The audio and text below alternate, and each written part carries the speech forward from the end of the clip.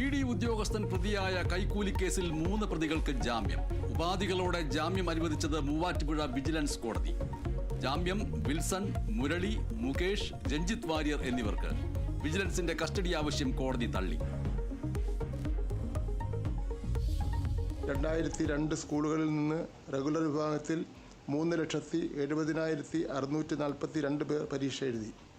പരീക്ഷയിൽ 2,80,8,394 പേർ ഉപരിപഠനത്തിന് യോഗ്യത നേടി.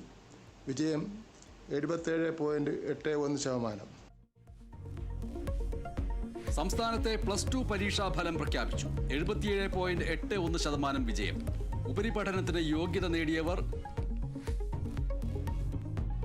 2,80,8,394 പേർ. വിജയശതമാനം ഏറ്റവും കൂടുതൽ എറണാകുളത്ത്, കുറവ് കാസർഗോഡ്. വിജയശതമാനത്തിൽ മുൻ വർഷത്തേക്കാൾ കുറവ്. VHSCയിൽ വിജയശതമാനം 70.6.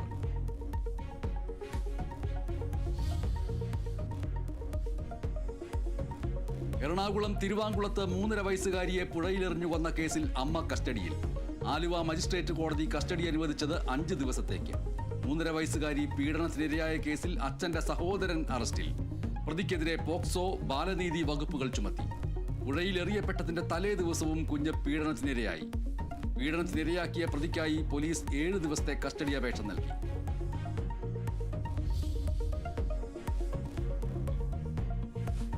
സംസ്ഥാനത്തെ ദേശീയപാത തകർച്ചയിൽ അന്വേഷണം. വീഴ്ച അന്വേഷിക്കാൻ 3 അംഗ സംഘത്തെ നിയോഗിച്ച കേന്ദ്രം. IIT പ്രൊഫസർ KR റാവുവിന്റെ നേതൃത്വത്തിലുള്ള സമിതി അന്വേഷിക്കും. സമിതിയുടെ റിപ്പോർട്ടിന്റെ അടിസ്ഥാനത്തിൽ കർശന നടപടിയെന്ന് കേന്ദ്രമന്ത്രി നിതിൻ ഗഡ്കരി. മലപ്പുറം കൂരിയാട് ദേശീയപാത തകർന്നതിൽ കരാറുകാരായ KNR കൺസ്ട്രക്ഷൻസിനെ കേന്ദ്രം ഡീബാർ ചെയ്തു. കൺസൾട്ടന്റായ ഹൈവേ എഞ്ചിനീയറിംഗ് കമ്പനിക്കും വിലക്ക്.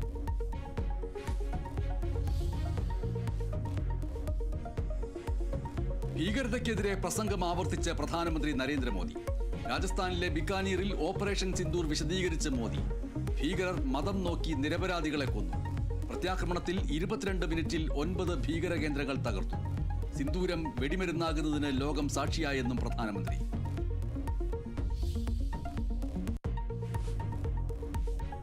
എൻഫോഴ്സ്മെന്റ് ഡയറക്ടറേറ്റിന് സുപ്രീം കോടതിയുടെ രൂക്ഷ വിമർശനം. ED എല്ലാ പരിധിയും ലംഘിക്കുന്നു. രാജ്യത്തിന്റെ ഫെഡറൽ വ്യവസ്ഥ തകർക്കുന്നു. ED ഭരണഘടനാ പരിധി ലംഘിച്ചുവെന്നും കോടതി. പരാമർശം തമിഴ്നാട് മാർക്കറ്റിംഗ് കോർപ്പറേഷനിലെ റെയ്ഡുമായി ബന്ധപ്പെട്ട കേസിൽ. EDയുടെ തുടർ നടപടികൾ സുപ്രീം കോടതി സ്റ്റേ ചെയ്തു.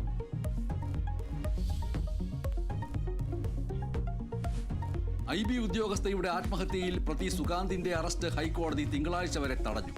കേസിൽ പോലീസിന് വിമർശനം. 2 മാസമായിട്ടും പ്രതിയെ എന്തുകൊണ്ട് അറസ്റ്റ് ചെയ്തില്ല എന്ന് കോടതി. പ്രതിയുടെ അറസ്റ്റ് തടഞ്ഞിരുന്നില്ലെന്നും കോടതി. സുകാന്തിന്റെ മുൻകൂർ ജാമ്യാപേക്ഷയിൽ തിങ്കളാഴ്ച വിധി പറയും.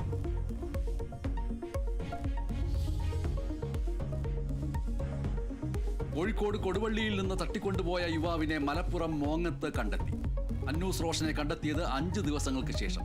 പാർപ്പിച്ചിരുന്നത് മൈസൂരിലെ രഹസ്യ കേന്ദ്രത്തിൽ. പ്രതികളെ തിരിച്ചറിഞ്ഞതായി താമരശ്ശേരി DYSP.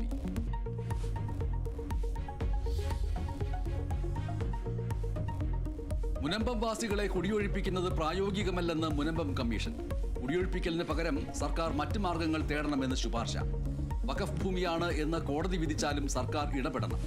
വഖഫ് ബോർഡുമായും ഫറൂഖ് കോളേജുമായും സർക്കാർ ചർച്ചകൾ നടത്തണമെന്നും മുനമ്പം കമ്മീഷൻ.